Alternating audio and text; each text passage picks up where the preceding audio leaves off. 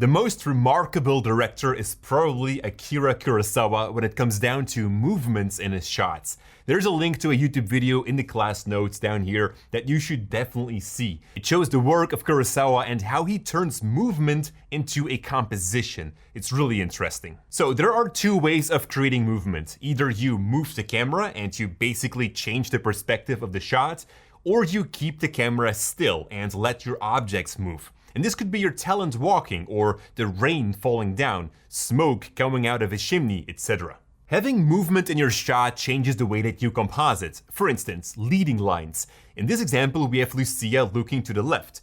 Behind her on the right stands Lorenzo. Now, when we ask Lucia to look to the other way over her shoulder, her eyes function as leading lines that go into the direction of where Lorenzo stands. So during a shot, we're creating new leading lines. And the rain could also function as leading lines. It allows you to have a very prominent sky, but the focus still goes onto the subject, to the bottom of the frame. When adding movement into your shot, we're changing the point of interest, and we can use that to our advantage. Here we have our talent standing at a pond. We're looking at Lucia.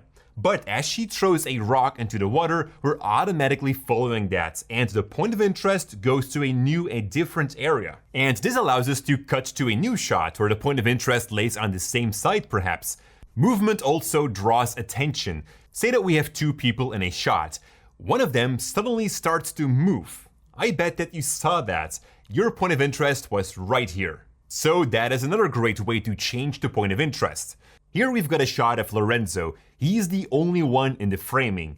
But suddenly someone walks into the shot. A new movement, so instantly your point of interest changes to that point. You know, think of it as waving. If you like to have attention in a big crowd, you start to jump and wave your arm. You make movement. Alright, so we know that we can manipulate the point of interest through movement. But movement also allows for something else. The change of framing. Also one of Kurosawa's amazing techniques. We can have a talent in a long shot and ask them to run towards the camera, making a medium shot. There's a distinct beginning and ending to the shot. We could have cut between the two framings, or we could have let the movement connect them together, creating a flow. Now, one of the last things that I'd like to mention is that you could also make use of overlay effects like rain, flares, or smoke to create movement in post-production. A shot like this becomes more interesting when adding movement into it, like the mist that flows through the scene. And this movement makes you wonder more around the shot as your eyes are being pushed into the direction of the mist.